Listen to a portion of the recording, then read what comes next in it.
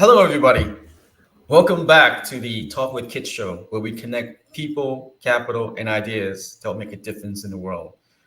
I am now live with Yasmeen Hamza, and I hope I screwed that up, Yasmeen. Yasmeen is the CEO at Womankind. Yasmeen and I will explore her extensive career journey in nonprofit, as well as the mission of Womankind. Yasmeen, welcome to the show. Thank you so much, Kit, for having me. I'm excited to be on the show with you today and to share a little bit more about Womankind as well. Awesome. No, lovely to have you on. So Yasmin, where we usually start is, origin story. And, I always love to explore how people got to where they are. And so I do want to talk a bit about your origin story. So why don't we start from there? Yeah, no, definitely. So, you know, I actually grew up in Southern California. My parents immigrated from Egypt in the 70s and moved to a place that, was similar in climate. And from there, moved to San Francisco to start my, undergraduate journey, thinking that I was going to become an accountant. That was my goal going in. I just knew I was going to go into business. And that first year of college, I had a job at an after-school program in San Francisco. And I think that was the turning point for me in the sense that I got to kind of connect with the children that I worked with and recognize and realize that I really enjoyed working with children and families a lot more than I like numbers. And I think during college at the same time, I was also in my own journey of like self-understanding around my own survivorship and what had happened to me in college and high school, and was learning more to kind of put language to an experience that I had had. And so, while I got my degree in child and adolescent development, I found that social work was going to be the place that I could do the most. And so decided to get my master's degree in social work. And as I was experiencing my own journey, recognized that the work that I wanted to do was really centered around women and girls, really around issues of domestic violence. And so I was fortunate enough in graduate school to be able to do both of my internships, one working at an after-school program with girls and the other one at a domestic violence shelter. And so after graduation, when the opportunity presented itself, I decided to work at an organization that is culturally specific. And what I mean by that, it was an organization, an Arab organization that worked with Arab families and really focused its efforts on creating programs and services that met the cultural needs of the community, not just the language, but understanding the cultural dynamics. And there I was able to really work to help develop their gender-based violence program. And so when the opportunity presented itself, I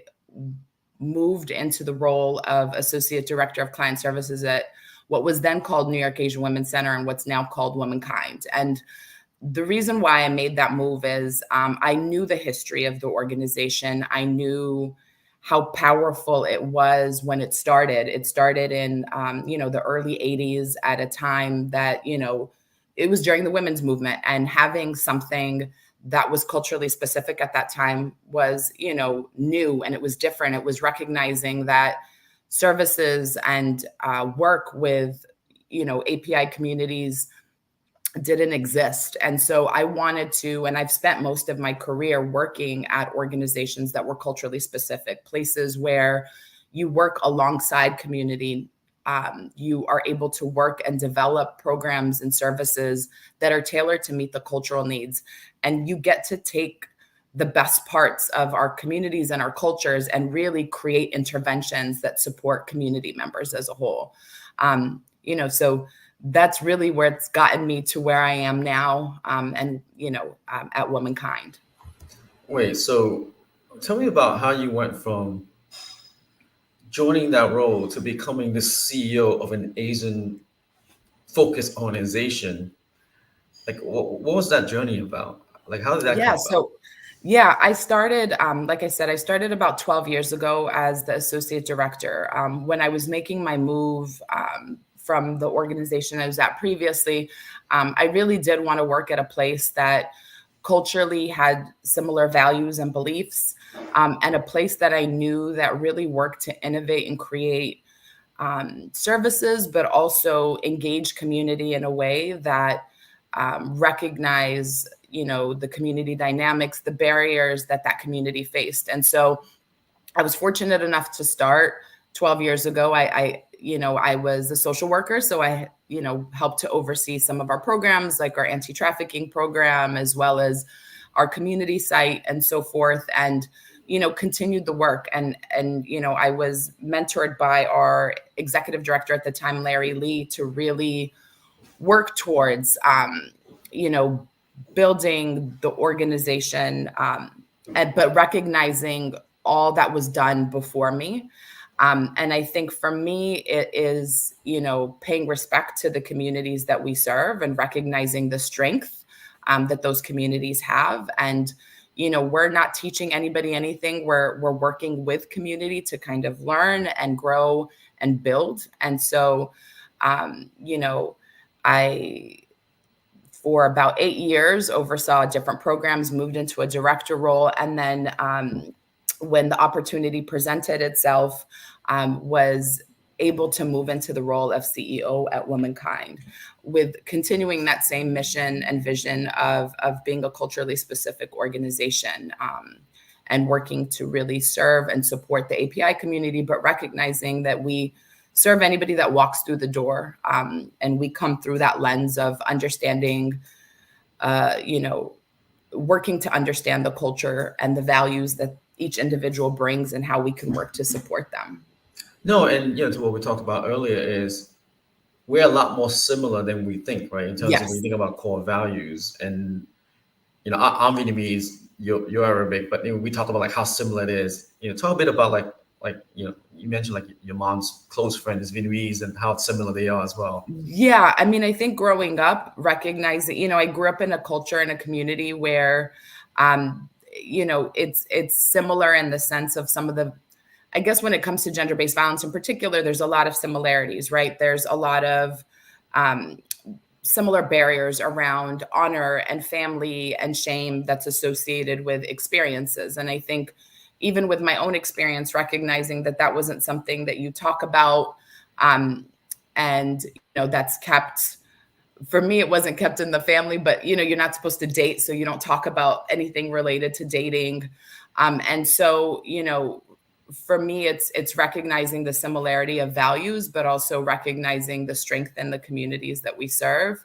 But yeah, like there's a lot of shared values and beliefs that made it helped me in being able to understand the communities we serve and work to kind of advocate for the needs. Yeah, and what's interesting is as a culture, right? And a lot of times, to your point, it's we try to hide the bad stuff, right? And Yes. I talk about like my upbringing, right? I lived in a refugee camp for a year. Like for a long time, I was uncomfortable saying that until I actually became a real adult and say, actually, what's wrong with saying that? It is part of my life, right? Good or bad, right? Gratitude is not only the good stuff, but the bad stuff, right? But it's actually not necessarily bad stuff. It was a great opportunity for me to come to America, for example. So how do you get people in that situation to get comfortable to really to talk about it and really to go seek help? So, I mean, I think in our work, it's really, it's outside of just the services. A lot of it is community work, and it's working alongside the community to talk about the issues, defining what, talking about like what is domestic violence, what is sexual violence, and making it so that it's not something that's hidden. It's something that we can all kind of work to address. And I think when it comes to the work that we do, I think it's not pushing folks. It's really being present and being available and providing, community members with the resources that exist and allowing them the space and time to make decisions that work for them, so that they're comfortable, right? I think, when you talk about issues of gender-based violence, it's oftentimes around power and control. And so one of the things we try to work on is, how do you support survivors to kind of reclaim that power and control and that decision making for themselves? But I think a big part, like I said, of what we do is, talk about the issues to make it less taboo. Um, and recognize, if you look at the statistics, I think it's 1 in 3 women will experience some form of gender-based violence in their lifetime. And so it's not a it's a prevalent issue that impacts all of us day in and day out. And so how do we make it something that we're talking about regularly, recognizing that it impacts everybody, different socioeconomic, racial groups, and it's prevalent. So we're all, in order to address it, we all have to be part of the solution. And so it's creating more comfort around talking about that issue.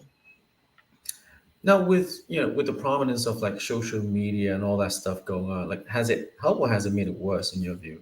I mean, I think, from the lens of social media, I think it gives people more access to understand the issue, right? You're able to connect with community quicker. You're able to share more information. A lot of the work, I remember, even just like I've been doing the work for, 2 decades. And this was before, social media was as big as it was. And a lot of the work was really focused on, you went into the communities and you talked about the issue. And so that was the way to kind of work to bring light to the issues. But I think social media has allowed more accessibility for people to to talk about the issues, share their experiences, and, different avenues to be able to gain access to resources and support.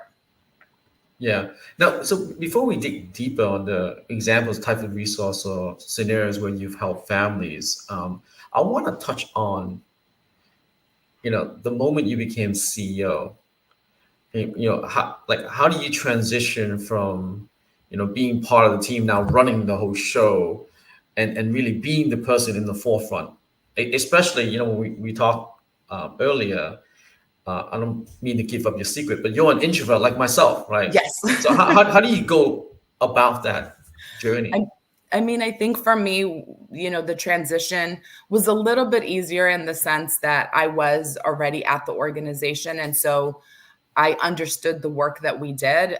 But it was transitioning from, overseeing one component of the organization to overseeing the whole organization. And my transition was during COVID as well. So it was, you know, the ability to go out and, meet, different folks and supporters shifted. It was all virtual. And so, and then it was also just navigating the shifts of the needs of our community members, the needs of our staff. So it was a transition, but I think for me, what I think kept me grounded is recognizing that it doesn't matter what role I have at the organization, the mission and vision is what is the most important. And so how do I then transition my mindset of, of now my role is less it's less touching the work day in and day out as I had previously, but how my role can still contributes to the overall mission and vision of the organization and kind of centering that. But it definitely was a transition. A big part of my role is fundraising, and and so that was different, and so that was something I had to kind of work on. But one of the things I tried to do was really tie the skills I already had. And so fundraising is about relationship building. It's about connecting people to the mission of the organization and our shared values. And so those are skills that I brought from my work and as a social worker and within our client services department. And so, I had to work and figure out some skills I already have, how do they translate in my ability to continue to do this work? But I think what always kept me grounded with whatever struggles I had is the mission and the vision and my love for the organization, and the gratitude that I've had for the work that we do. Yeah, and it's always, no matter how you keep doing, it's always not easy to ask for money though, right? It's always like an Yeah. awkward situation, like, hey, I need some money, right? Yes. But it's for a good cause, right? Yes. And Yeah. so describe examples on just, for the audience to realize like the things you do with that money, right? And the actual lives that you impact, like what does that mean? Yeah, no. So, our organization, started 42 years ago, really to address the unmet needs of the API community in regards to domestic violence, and has since then really grown to providing services across the lifespan to survivors of gender-based violence. We started, it was a social work student who started it, working with a group of community activists. And they always say they started with one phone in a file cabinet. And that's how our 24-hour helpline was born. So, we provide holistic services to survivors, and we're able to do so in different avenues. And so one of those avenues being that we have 2 emergency houses. We call them houses because, the community that we work with sees it as a home, but most folks know it as shelters. And so we're able to really work and support individuals and their families for a period of time as they work to figure out what their path is in their journey. The work that we do, we recognize can't be hidden. And so we have 3 community sites in Brooklyn, Queens, and Manhattan, where they're not confidential locations the same way that our shelters are, but are open for community members to walk in. And we're able to provide services and support to folks who've experienced different forms of gender-based violence. It's holistic in services. It's counseling, it's crisis counseling, it's advocacy, it's referrals, information. One of the things I love so much about our organization is we're able to take from the greatness of the communities and cultures that we work with and serve, and really be able to work to build interventions that have existed. So we bring in wellness practices such as, acupuncture, yoga, qigong, bringing in arts and movement as a way to support community members on their path. We're able to provide legal services such as immigration and family law services. We have our Pathways to Empowerment program, which really works at the intersection of affordable, like working to support folks in getting affordable housing, financial literacy, workforce development, to really support survivors as they figure out what's their next steps and what does their path look like to, being able to work or find a space for themselves. And we're able to do this with staff, and our staff speak almost 18 Asian languages and Spanish, right? And so folks are able to come in and walk in and speak to somebody in their native language, and be able to get the support that they need at the pace that they want, and really work to build relationships with our community members as we continue to innovate and figure out, things are ever changing. Like, is this working? Is it not? And listening to our community to shift our programs and our services to continue to be able to meet the needs of our communities. No, it starts with having a safe place, right? Mm-hmm. And that's what essentially the team is providing. It's a safe place and a lot of tooling and support, right, to get to that process. And look, we've seen it growing up in our earlier generations of people and family where they should have just been separated, right? A lot of it was just cultural communication, education, whatever the case may be. But yet having to live through that for years on end and not really having the option to do something about it, right? Yeah. Though, talk to us about, like, how has, look, we're all seeing inflation and runaway inflation and cost. How does that make it much more challenging for you and your team are trying to do? Yeah. So, I think it's twofold. I think, what we've found with our community members is, certain things have already existed, but over the years have gotten exacerbated. And so we've seen an increase of food insecurity, job loss, costs rising for food and just even rent in general in New York City. And so making it even more difficult to be able to access the resources or to be able to continue to kind of provide for themselves and their families. And I think, we see that as an organization as well, in being able to kind of manage the organization as a whole. And so, it's really important that, we continue to kind of work with folks and gain support in, a multitude of different ways to be able to continue the services, because, you know, they've always been needed, but, the struggles that our community members face have been heightened. And so how do we pay, how is it that the support could help pay for a cell phone or for food for a family and so forth? And so, we're continuing to always figure out different ways and different supporters who can help us in this journey as we work towards, to rise above violence, really, and then support our community members. Yeah. And then what is your view in terms of, starting the education early, right? It's essentially proactive, preventive situations where, like, should schools be having these types of education just to make sure that you don't grow up being, what you end up being in that sense? So, I mean, I think, early on, folks should really talk about, like, different forms of gender-based violence. I'm happy to say, and, our organization, when I say we work across the lifespan, it's really working with children and youth. And so our staff work day in and day out with children and youth on various programs, to provide support around, if they themselves have experienced different forms of gender-based violence, but also engaging our youth and getting active in their communities to talk about the issues.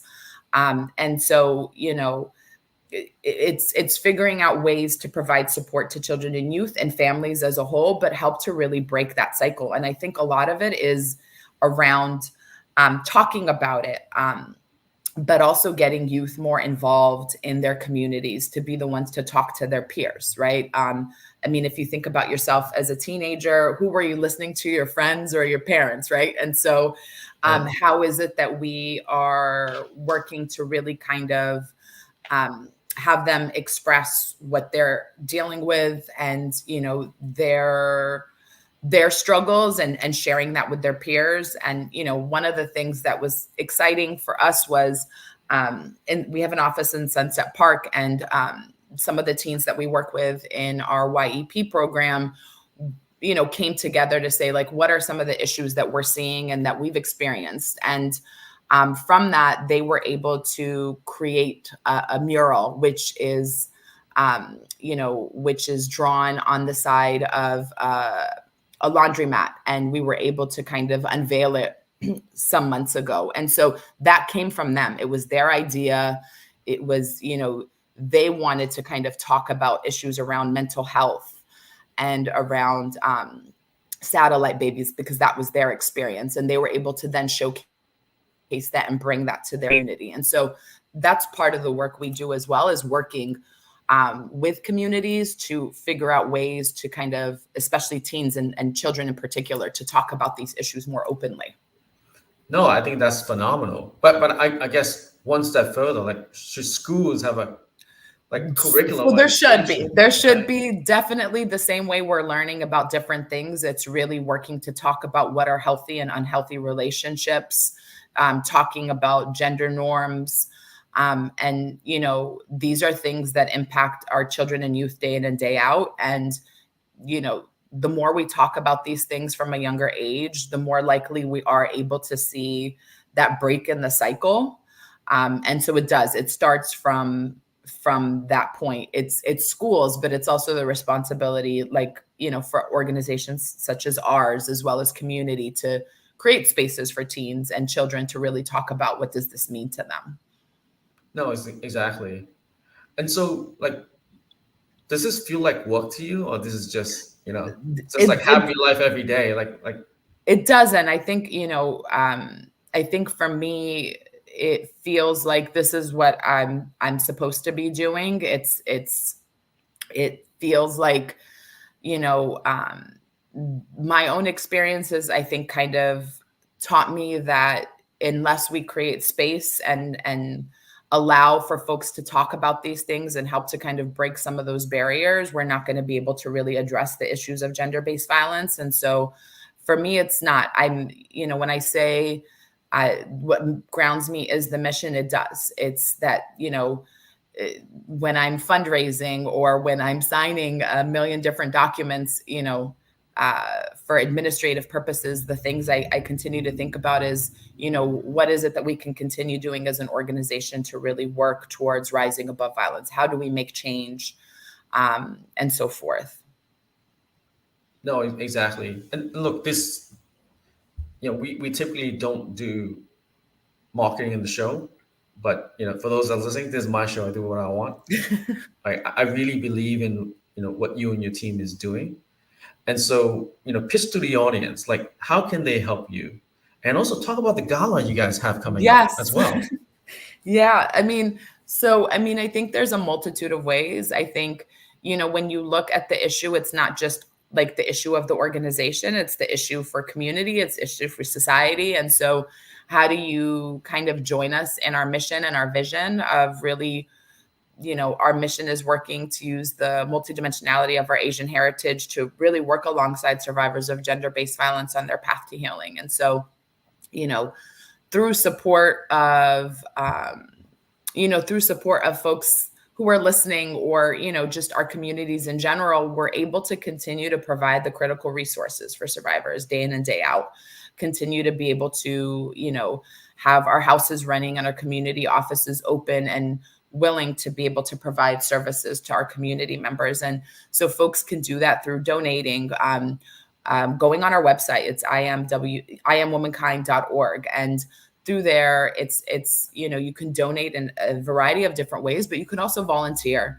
We have different volunteer opportunities, so that folks can continue the work with us and be ambassadors to the work that we do. Follow us on social media, share, right? Like, I think part of the work that we want to do is around awareness. And so how is it that you follow us on social media and share with your own folks, what's happening? So, 3 weeks from now, we're holding our annual gala, Communities Rising. And, it's our biggest fundraiser for the year. And, it allows us to really kind of harness the power of community. And, the funds that we're able to raise through our gala allow us to continuously to really be innovative. And what I mean by that is work to kind of create programs and services that meet the needs of our community, that take into account their culture and their like the cultural nuances and the barriers that some folks face, and continue to work to create, new and innovative ways of working to address the issue and work to rise above violence. And, we can't do it on our own. I mean, when you look at even just the origin of the organization, it was started by volunteers, and for a long time was run by volunteers. And, through the support of community, and our supporters, we were able to kind of continue to build, starting from just one telephone that was our helpline to now having a 24-hour a day, 7-day a week multilingual helpline, to having text and chat features, to having 2 houses, 2 shelters, 3 community offices. And that really was done through the support of our community. No, and look, the reality as well, beyond that, for those that are that for the cause to give money, that's great. But the gala also, there's a lot of great networking session in there. You have people like me, right, CEO of a company. You have a lot of business leaders that will be there. So the network and all that stuff. Talk a bit about that, because I think, look, if you're not donating or buying a table, putting them, like, you're crazy, right? Because the people that will be attending is just amazing. So talk a bit about that. Yeah, so our gala is made up of, different folks from different industries. And, a big portion of the gala really is the ability to network, and learn more about, our organization, but also meeting different people and different folks, whether they're in your field or in a different field. It's about bringing communities together for the greater good of the org, but in bringing communities together, people are able to network and meet other folks and build relationships in their respective fields. It's not just in the very few of us are in the nonprofit world. At our gala, a lot of it is from, finance, from different law firms, and so forth. And it's just a combination of different folks from different places. And it's a great way to meet people, as as you continue to work to kind of support the organization. So, you know, again, like I said, feel, you know, our website has more information about the gala and way that folks can get involved. No, exactly. Look, I'm a true believer of the mission, and Yasmin, I help any way I can. But for those that want economic benefit at the same time, tax write off, great networking event, like a lot of opportunities to meet other successful entrepreneurs, a lot of opportunity to meet business opportunities at the same time. You're doing good, like you're really helping our community, and this is an amazing cause that I do think we need more people to help realize that what you and your team are doing, because you guys are doing amazing work, Thank you. but also get more people to support on your journey as well. Yeah, no, thank you. Yeah, no, and it's, you know, a great opportunity to just connect and meet people. And sometimes I've seen a lot of people reconnect, right? No, Folks exactly. that they haven't seen in a while and are able to reconnect in those ways as well. Awesome. Well, Yasmin, thank you for being on today. It was beautiful. Love your story. Love the mission. Love what the team is doing. And so thank you for being on today. Thank you so much for having me. I really appreciate it. And then for everyone that's listening, again, please go to the website, learn more about it. Definitely love to see you at the gala. I would definitely be there. I just bought a table the other day. So happy to meet everyone there, and have a great week, everyone. Thank you, Yasmin. Thank you.